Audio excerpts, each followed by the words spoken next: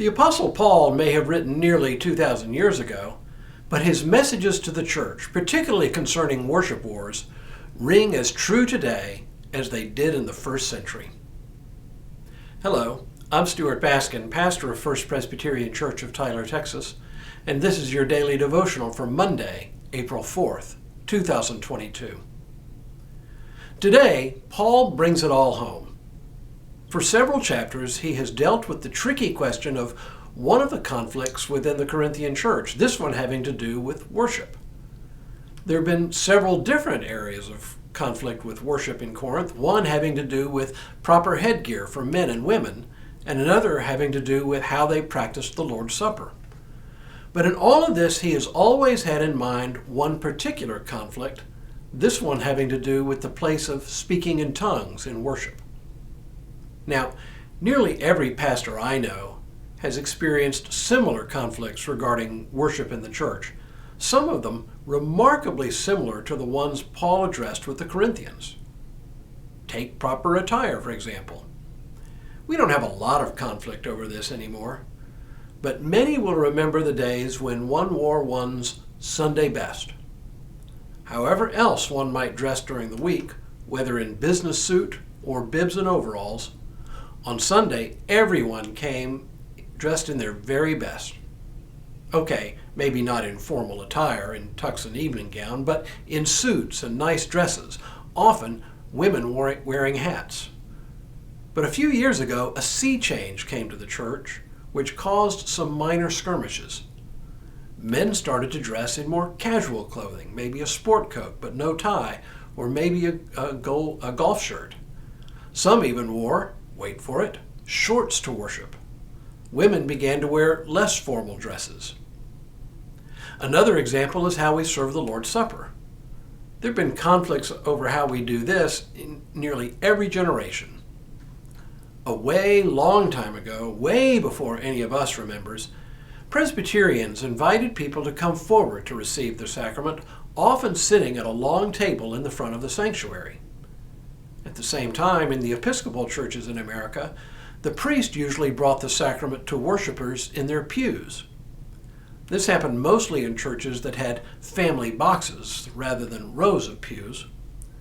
But a couple of centuries ago, according to my old friend and colleague Milton Winter, who wrote his doctoral dissertation on the history of sacramental practice in America, the Episcopalians began to think that the Presbyterian method of coming forward to receive the elements had a lot to commend it. And at the very same time, the Presbyterians thought that the Episcopal method of serving the sacrament to worshipers in the pews where they sat was a neat idea. Gradually, each adopted the other's practices, but not without conflict. And in more recent times, we Presbyterians have adopted, at least some of the time, the practice of coming forward and receiving the sacrament using a method known as intinction, in which we take bread, dip it into the common cup, eat, and return to our seats. I have correspondence in my files here at the church that indicate the decision to adopt this method was not without controversy here in Tyler. Some believed it was a health hazard. Others just didn't like it for the age-old reason that we've never done it that way before.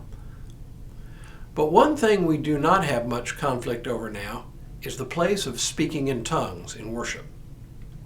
In our tradition, it is seldom, if ever, done.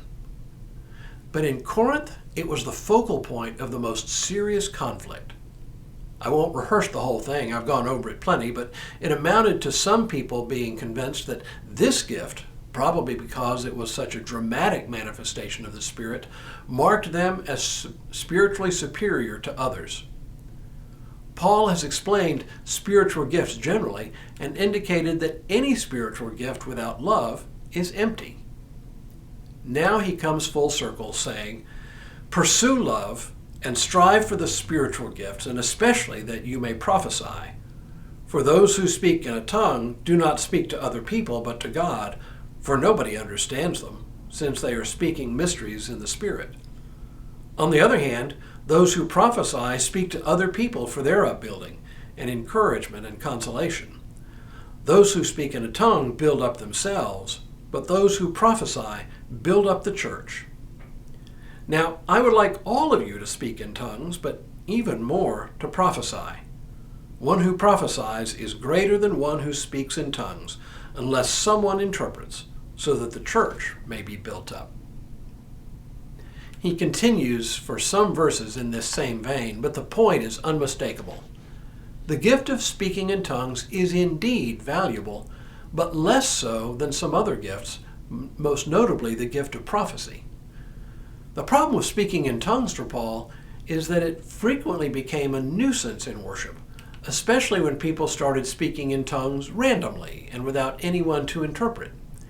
It became more of a show of one's supposed piety than a genuine element of Christian worship, the purpose of which is to build up the body. What he's saying, and this applies to most any gift one might have, is that if one shares a gift to attract attention, it is done out of an inflated sense of self, the opposite of love. Love should be the guiding principle governing all our discussions surrounding worship. Without love, church life devolves into an endless and tireless round of worship wars. And God knows we don't need any of those. Tomorrow, Paul gives explicit instructions on the conduct of worship. But for now, may God continue to bless you and keep you in all that you do this day and in all the days ahead.